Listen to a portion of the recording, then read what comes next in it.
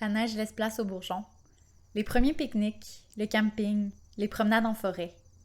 Mais tout au bout du brin d'herbe qu'on va frôler, qui pourrait croire qu'il s'y trouve un être si petit qui pourrait changer le cours de notre vie? La maladie de Lyme est causée par la bactérie Borrelia burgdorferi, une bactérie transmise à l'homme par la piqûre d'une tique infectée. Si elle est détectée tôt, un antibiotique peut être administré. Mais si la bactérie se propage à travers le corps et que le diagnostic tarde à être posé, une maladie chronique sérieuse peut se développer, réduisant drastiquement la qualité de vie de ceux qui en sont touchés. Près de 150 000 cas de maladie de Lyme sont rapportés aux autorités sanitaires chaque année dans le monde. Mais c'est un nombre largement sous-estimé, parce que sa déclaration n'est pas obligatoire dans de nombreux pays et à cause des défis que représente le diagnostic. En fait, 10 fois plus de personnes pourraient être touchées, et ce nombre ne fait qu'augmenter d'année en année. La propagation des tiques responsables de la transmission de la maladie de Lyme s'est intensifiée au courant des dernières années, en raison entre autres des changements climatiques, plus particulièrement le réchauffement de la température. Les hivers plus courts leur permettent d'être actifs plus longtemps et d'avoir accès à leur hôte sur une plus longue période, ce qui leur permet de s'étendre de plusieurs dizaines de kilomètres vers le nord à chaque année. Pour prévenir l'infection, il faut d'abord comprendre de quelle façon on devient infecté. Et pour être traité à temps, il faut d'abord apprendre à en reconnaître les premiers signes.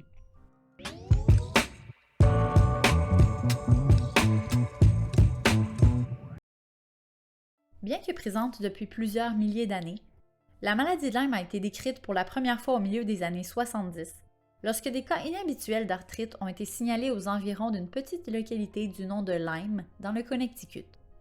Les chercheurs ont alors commencé à faire des liens entre ces symptômes et les tiques.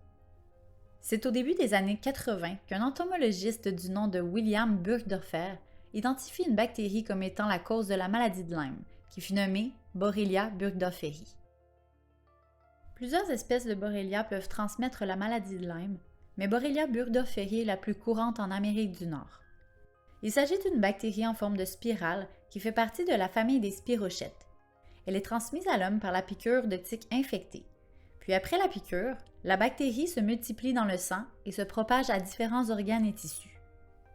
Pour échapper à la réponse du système immunitaire, Borrelia possède la capacité de changer les protéines à sa surface, une stratégie nommée variation antigénique.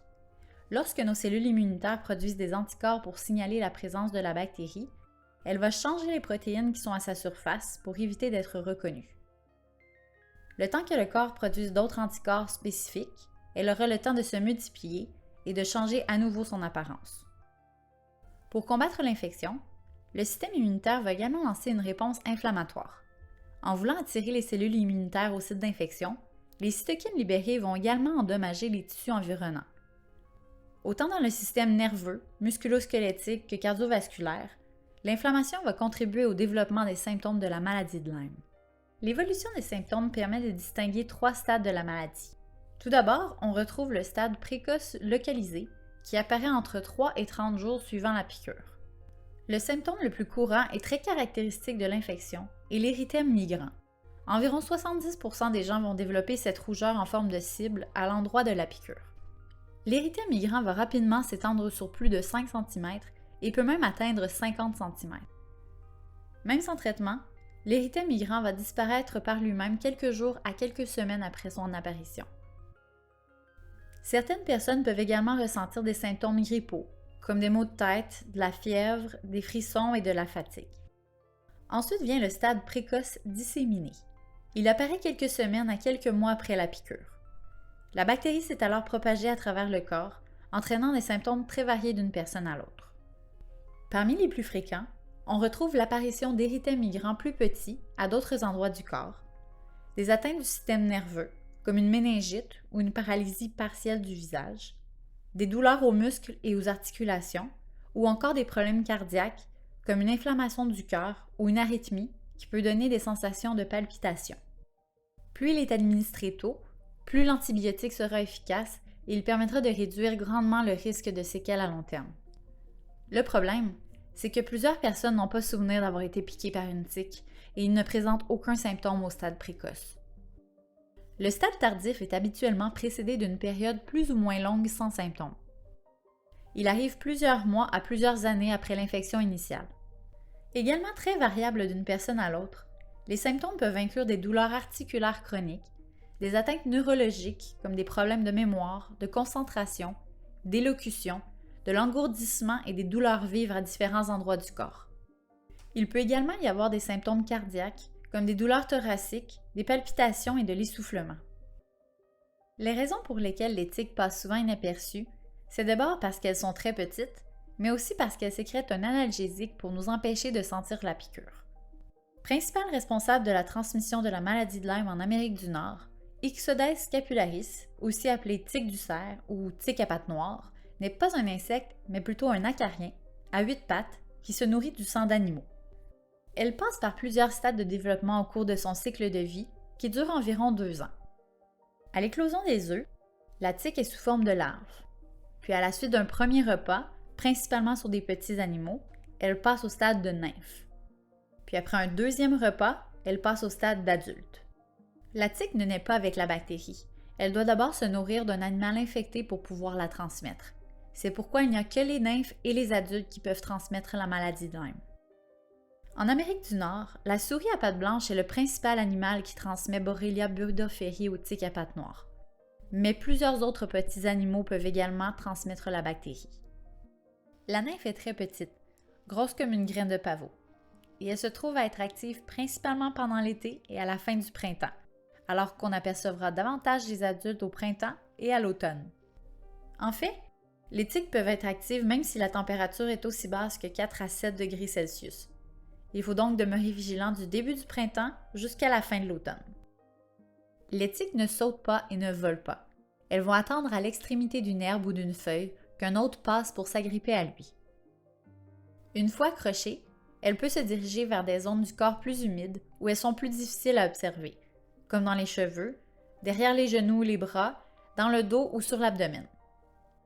Pour qu'il y ait un risque significatif de transmettre la bactérie, la tique doit rester accrochée à la peau pendant au moins 24 heures, afin que les bactéries passent de leur salive jusque dans leur hôte.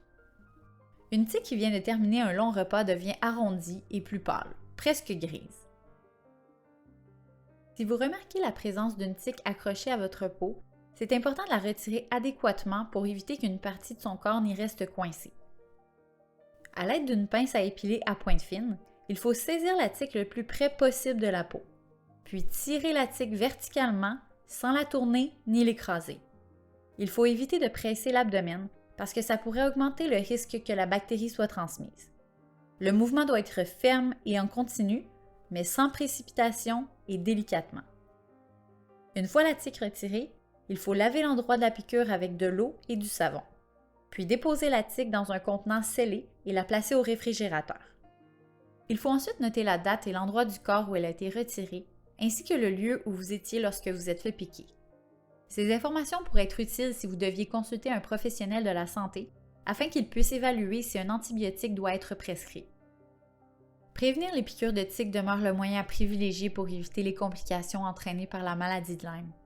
Porter des vêtements longs et clairs, utiliser un chasse-moustique à base de DEET ou d'icaridine, ne pas s'asseoir directement sur le gazon, rester dans les sentiers, et éviter de frôler les longues herbes et les buissons sont parmi les meilleures mesures de protection qui peuvent être adoptées.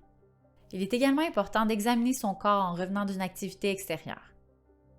Des mesures touchant l'aménagement du terrain peuvent aussi contribuer à réduire les risques d'exposition, comme garder le gazon court, limiter la présence d'animaux sauvages, retirer les feuilles ou toute végétation qui pourrait donner aux tiques des endroits pour se cacher, et installer les aires de jeu et la terrasse à une bonne distance des buissons et des arbres, idéalement au soleil, puisque les tiques vont préférer les endroits plus à l'ombre. Le premier vaccin approuvé pour prévenir la maladie de Lyme a été brièvement commercialisé sur le marché américain vers la fin des années 90. Bien que le vaccin était considéré comme efficace pour prévenir la maladie, des rapports d'effets secondaires indésirables ont entraîné une perte de confiance du public et ont finalement conduit à son retrait du marché en 2002. Depuis, plusieurs sociétés pharmaceutiques travaillent à développer de nouveaux vaccins pour la maladie de Lyme. Le plus avancé est développé par Valneva et Pfizer, qui ont annoncé en 2022 le début des essais cliniques de phase 3, la dernière étape avant sa commercialisation. Le vaccin cible 6 versions différentes d'une protéine de surface essentielle à la bactérie, afin de couvrir les 6 versions prédominantes en Amérique du Nord et en Europe. La maladie de Lyme n'est pas la seule infection qui peut être transmise par la tique à pattes noires. Elle peut également transmettre la babésiose, l'anaplasmose et l'encéphalite de peau à sang. Ça veut donc dire qu'en une seule piqûre, une tique peut transmettre plusieurs maladies à la fois. Et même si pour la maladie de Lyme, le risque d'être infecté devient significatif après 24 heures, certains pathogènes peuvent être transmis à l'homme moins d'1 heure après que la tique se soit accrochée. La prévention demeure la principale arme face à l'expansion fulgurante des tiques et des maladies qu'elles peuvent transmettre. Il faut donc redoubler de vigilance en adaptant l'aménagement de son terrain et en appliquant les mesures de protection adéquates. Retirez la tique le plus rapidement possible si vous remarquez sa présence. Reconnaître les premiers symptômes, en particulier la présence d'un érythème migrant. Et consulter rapidement un professionnel de la santé en cas de piqûre pour évaluer si un traitement est nécessaire. Les tiques sont malheureusement là pour rester. Il faut maintenant apprendre à vivre avec elles, parce que c'est à nous de s'adapter.